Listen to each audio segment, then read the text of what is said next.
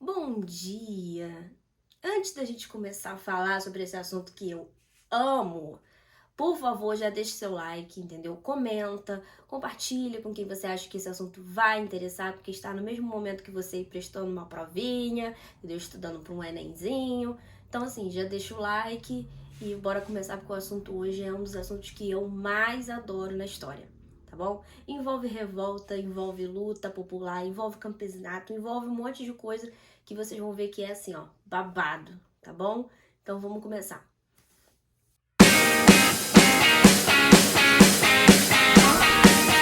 Gente, Revolução Francesa, tudo bom? Revolução Francesa, qual era o momento em que a França estava vivendo, né? O que a gente tinha ali, qual era o cenário geral da França? Para começar, né, a França estava passando por uma instabilidade climática, vamos falar assim, que estava prejudicando bastante a produção agrícola no país, né? A produção ali de trigo, estava ficando um pouco difícil de produzir. E com isso, é claro que a gente tem o que presente, né, nesse mesmo bolo aí? A fome, né? Infelizmente, uma coisa leva a outra. Outra coisa muito importante é que as pessoas mais pobres do país pagavam muitos tributos, muitas taxas, muitos impostos à coroa, à nobreza, tá? Que não trabalhava, né? A nobreza vivia mesmo, era desses impostos que o povo pagava a eles. Então, assim, a gente já tinha fome, a gente tinha altas taxas de impostos, chegava mais, assim, de 60%, 70% do que era produzido era realmente entregue à nobreza, tá? Então as pessoas ficavam com muito pouco do que eles conseguiam produzir. Outro problema que estava acontecendo bastante nessa época é que a sua vizinha ali, Inglaterra, já estava na Revolução Industrial. Então, ou seja, estava prejudicando bastante a economia francesa, que já não conseguia mais produzir com tanta eficiência quanto a Inglaterra. Então, o mercado já estava dando sinais ali de fraqueza, né? Nesse ponto. E como a gente sabe, a França, ela era uma sociedade estamental, dividida ali em estamentos, tá, gente? Estamentos é diferente de classe social, pra gente poder ter uma ideia e eu poder explicar melhor pra vocês. Estamentos é diferente de classe social. Por exemplo, a gente tinha o primeiro estamento, que era o clero, né, a igreja. O segundo estamento, que era a nobreza. E o terceiro estamento, que era todo o restante da população.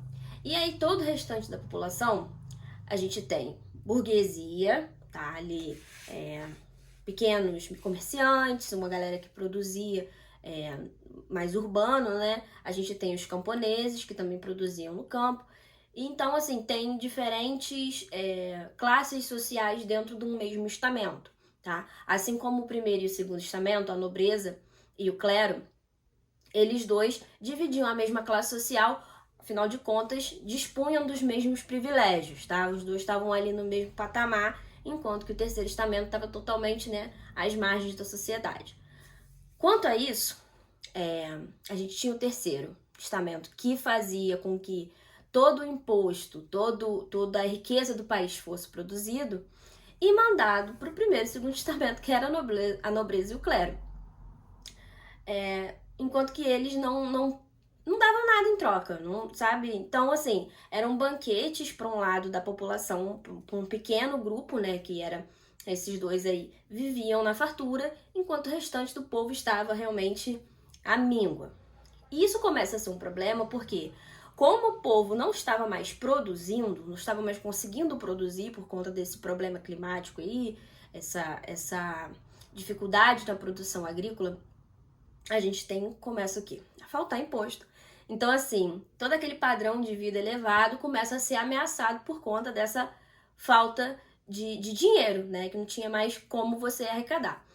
E pra gente ter uma ideia de como essa situação tava pesada mesmo, assim, em Paris, nessa época, a gente tinha cerca de 600 mil habitantes, tá? Na cidade de Paris. E aí, desses 600 mil, mais de 160 mil eram moradores de rua, eram pedintes, sabe? Eram pessoas que estavam abaixo da linha da pobreza. Então, realmente a situação estava muito difícil de lidar. É nesse cenário, com os cofres vazios, que a gente tem um rei que convoca a Assembleia dos Estados Gerais. Essa assembleia, ela só era convocada mesmo quando tinha, assim, um problema muito grande para ser resolvido, tá?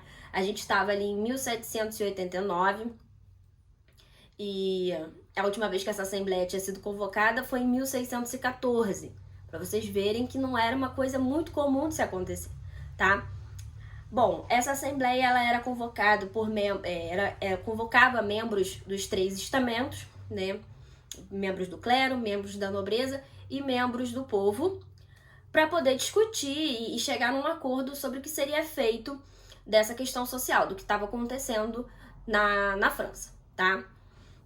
O problema é que, óbvio, que a nobreza e o clero não estavam dispostos a ceder para nenhum, tipo, né, não estavam dispostos a pagar impostos, não estavam dispostos a perder privilégios. E como o voto nesse rolê aí era por estamento, não era por pessoa, o terceiro estamento tinha mais integrantes, óbvio, até porque era a maior fatia da população francesa. Mas todos os seus votos contavam apenas como um voto, porque era voto por estamento, beleza? E é claro que a nobreza e o clero se uniram para pedir mais o quê? Para pedir mais impostos. Porque, né, na cabeça deles ainda estava pouco. Na cabeça deles tinha de onde tirar dinheiro, né? Então, assim, não estavam dispostos mesmo a negociar muito, não. Estavam dispostos a cobrar mais pro povo. E aí é que a treta começa a acontecer. Por quê? Obviamente, o povo, nessa época, não estava muito disposto a ceder mais essa pressão da coroa, mais essa pressão da nobreza. Não tinha da onde tirar, entendeu? As pessoas estavam realmente morrendo de fome, as pessoas estavam passando necessidade, não tinha da onde tirar grana, beleza? Não tinha cabimento essa proposta absurda que eles estavam fazendo. E aí é nesse cenário que tudo começa a acontecer, tá? Que a treta começa a tomar forma e que aí vai virar uma luta popular e uma luta muito grande, tá? Gente, nesse período a gente já tinha burguesia. A burguesia consiste no quê? Consiste numa parcela da população que não tem título de nobreza, mas que tem algumas propriedades. Tem ali comércios, né? Eram médicos, eram advogados, eram pessoas que não tinham o título de nobreza, mas tinham uma relevância grande dentro da sociedade. Tudo bem? Por conta da falta de acordo, por não se chegar a um denominador comum, os integrantes do terceiro estado se reúnem, tá? E se refugiam no Salão da Pela, que era uma espécie de ping-pong ali, um troço que era um ping-pong sem mesa. As pessoas jogavam no chão, não sei explicar muito bem o que era pela, não. Vou tentar achar uma foto pra botar pra vocês. Mas enfim, eles se reúnem no jogo da pela e ali eles decidem, né, que seria escrito uma nova Constituição. E fora dali a população estava depositando toda a sua confiança, né, nesses membros que estavam ali representando o terceiro estado. Então, assim, se a coroa por um lado queria, se a nobreza por um lado queria boicotar esses pedidos da população, esses pedidos do povo, o povo por outro lado estava disposto sim a lutar e a conquistar o que estava por vir, beleza? No dia 14 de julho de 1789 é que a gente tem aí como data oficial da Revolução Francesa, tá?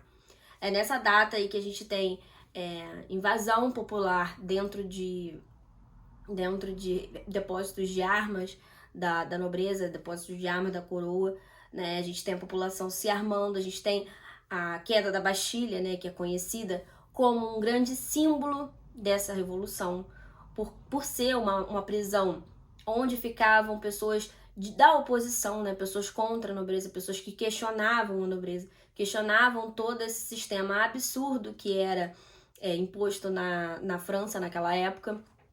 Então, assim, é o começo do que viria, entendeu?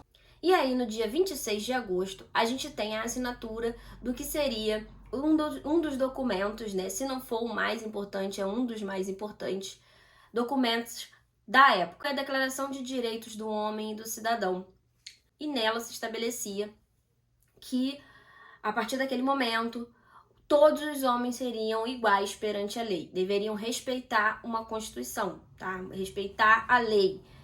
E isso daí já é um grande passo, porque, né, a gente tinha ali diferenças quando o assunto se tratava disso. E aí a gente já tem a efervescência da revolução acontecendo, beleza?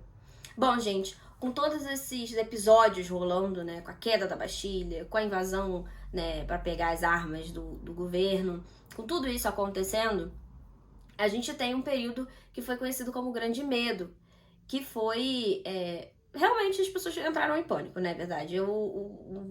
A nobreza entrou em pânico, a população também entrou em pânico porque não sabia o que esperar da nobreza, porque achava que eles poderiam, de alguma forma, tentar se vingar do que estava acontecendo, tentar sufocar a revolta de alguma maneira.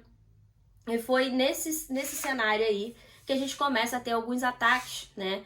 A população atacando algumas propriedades, né? Saqueando e até mesmo dando fim à vida de alguns nobres aí.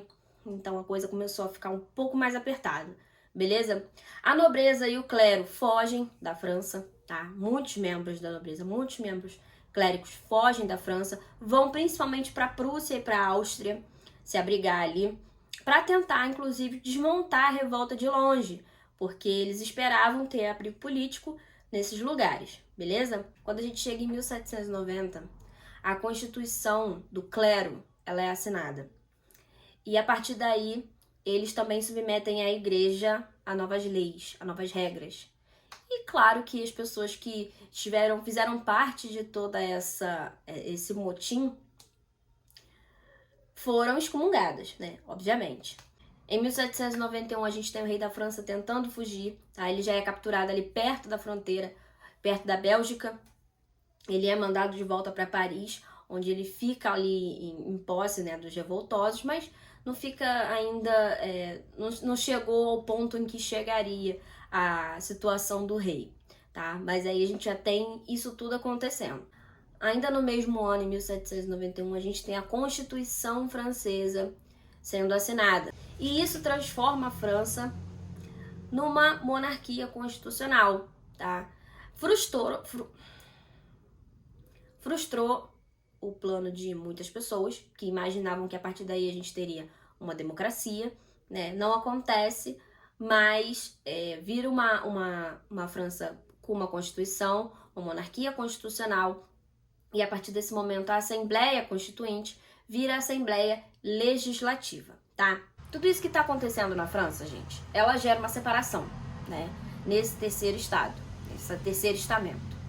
Isso porque, como eu disse antes, o terceiro estamento era um estado que abrangia muita gente, abrangia muitas pessoas, muitos interesses diferentes, óbvio, porque a gente tinha a burguesia que estava disposta a defender os seus interesses, né, como sempre, né, uma galera que estava ali, não tinha o título de nobreza, mas tinha uma certa influência, uma certa graninha ali, né, e a gente tinha uma população que era extremamente pobre, uma galera que tava numa outra ponta do rolê, entendeu? Então, assim, óbvio que iria ter um conflito de interesses aí, né? E por conta disso a gente tem uma separação, tudo bem? Dessa separação surgem dois grupos principais dentro dessa treta toda acontecendo. A gente tem os jacobinos, tá? E os girondinos. Os girondinos é uma galera mais de direita. Inclusive, a curiosidade da Revolução Francesa vem justamente nessa separação entre esquerda e direita, tá? Do lado direito, a gente tinha os girondinos, que era essa galera um pouco mais conservadora, uma galera que estava disposta à Revolução Peronomútil, porque eles queriam continuar com seus privilégios, né, de ter grana, de tudo mais, de fazer parte do parlamento, mas não queria que... não estava assim tão interessado numa luta popular de fato, não estava tão interessado numa distribuição de renda igualitária, não estava, porque eles realmente já tinham renda, já tinham uma grana, então não queriam muito, entendeu? Que as coisas acontecessem dessa maneira. Do outro lado, a gente tinha a esquerda, que era essa galera mais pobre, essa galera mais vulnerável, que queria mesmo, que estava com sangue no olho, que era o pessoal que estava passando fome e não estava ali com tempo para ficar de mimimi, entendeu? Então, a gente tem esses dois grupos, tá? Bom, os jacobinos eram a maioria, inclusive no começo da Revolução, nesse primeiro momento aí, eles conseguem, né, tomar frente do parlamento e algumas conquistas acontecem. O processo revolucionário que a França estava vivendo, estava acontecendo ali, toda essa questão de luta popular, de luta de pessoas que antes não faziam parte, não tinham influência política, a partir desse momento começa a ter, isso gera em nações vizinhas o quê? Medo, né? Terror pra caramba, porque as pessoas estão se empoderando, estão tentando respirar sem a pressão da monarquia. E aí a gente tem uma guerra que é decretada entre a França, a Prússia e a Áustria.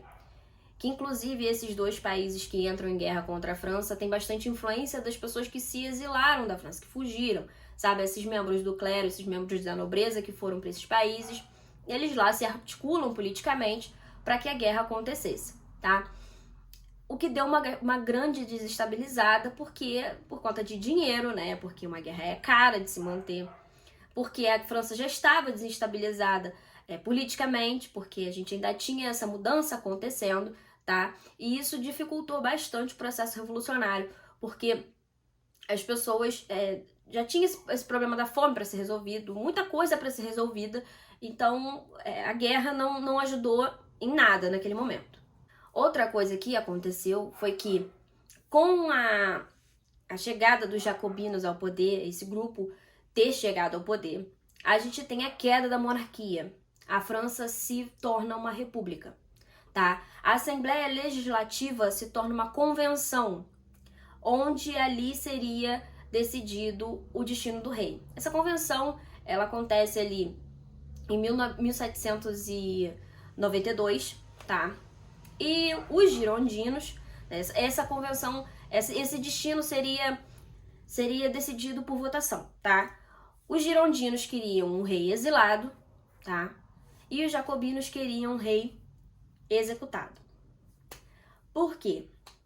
Porque, né? Por questões óbvias, porque o rei não resolveu porcaria nenhuma, ainda tentou fugir, e além disso, né, estava conspirando contra a revolução. Foram entregues documentos que constatavam isso, que provavam isso, o envolvimento do rei contra a revolução.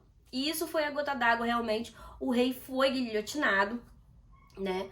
E como liderança dos jacobinos nessa época, a gente tinha Maximilien Robespierre, que foi responsável por dar início a essa grande agenda reformista que os jacobinos tinham, tá? Só que também não era tudo um mar de rosas, tá, gente? Porque há controvérsias entre essas intenções. Tinha muita coisa questionável, no mínimo, né?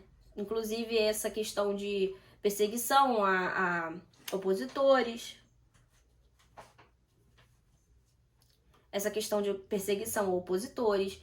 A gente tinha uma cultura ali de guilhotinar as pessoas, né? Então não era muito bem quisto também a liderança do Robespierre, e a radicalização total da revolução também começou a ser questionada, tudo bem? Dentre algumas conquistas dos jacobinos nessa época, a gente tem a revolta sendo um pouco controlada, né? A gente tem uma educação sendo instalada no país igualitária para todo mundo. A gente tem o fim dos privilégios feudais, a centralização do poder, o voto sendo instalado para todos os homens, tá? As mulheres nessa época ainda não tinham vez, não. Mas já era uma grande conquista, né? Dadas as circunstâncias. Mas também nessa época a gente teve quase 17 mil pessoas guilhotinadas, né? Nem sempre guilhotinadas, mas assim, né? O fim era esse. Opositores tomavam esse rolê aí. Por conta dessa atuação radicalizada, a gente tem uma resposta girondina radicalizada tanto quanto, né? Quando a gente chega ali em 1794, a gente tem um golpe sendo articulado, sendo executado, né? Onde tiram os jacobinos do poder.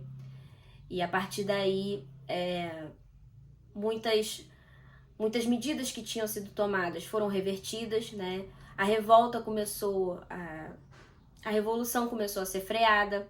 Essas medidas foram chamadas de reação termidoriana, tá? Aconteceu lá em 1794 e finda o poder jacobino na Revolução Francesa. Isso porque os seus líderes, né, os jacobinos, eles foram todos guilhotinados, tá? Incluindo o Robespierre também foi, enfim, acabaram com a vida dele. E aí a gente tem um novo episódio da Revolução Francesa, já no final, né? Alguns conspiradores articulando para o que seria uma ditadura na França, tá? Um nome seria escolhido. Esse cara já era conhecido das tropas, né? Já era general do exército, né? Da França. E é lançado mesmo como um possível governante naquele momento. Com os girondinos no poder, nós tivemos o fim do voto para todas as pessoas. A partir do momento que eles chegam ao poder, o voto passa a ser censitário. Isso quer dizer que, a partir daí, só votariam pessoas que tivessem grana, né? Pessoas que tivessem algum tipo de propriedade, alguma influência. Nós tínhamos um Estado muito mais autoritário, tá? E a gente tinha garantia desse Estado autoritário por meio do exército, que estava ali para reprimir qualquer coisa que fosse contra as ideias girondinas. Tudo bem? Bom, os jacobinos, como eu falei para vocês, passam a não existir, porque já não tinha mais como ter realmente opositores às ideias girondinas. Tudo bom? E é nesse cenário que começa aí a aparecer mais ainda a figura de talvez uma pessoa forte, né? Uma figura forte e representativa que desse um norte melhor, né? Melhor para a população francesa.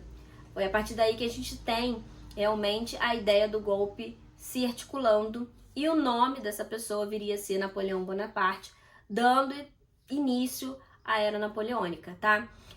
A Era dos Girondinos vai até 1799, quando o golpe acontece, ele toma o poder na França, e aí já é outro assunto que não vou falar agora, vai ser um tema para um próximo vídeo, beleza? Gostou? Deixa o like, por favor, nunca te pedi nada. É uma história grande pra caramba, vocês não imaginam como é que a linha do tempo da Revolução Francesa é confusa pra poder trazer pra vocês. Então, assim, deixa o like, dá uma comentadinha, participa de alguma coisa, de alguma forma, sabe? Compartilha, que vai ser babado pra mim. Beijo e até o próximo vídeo.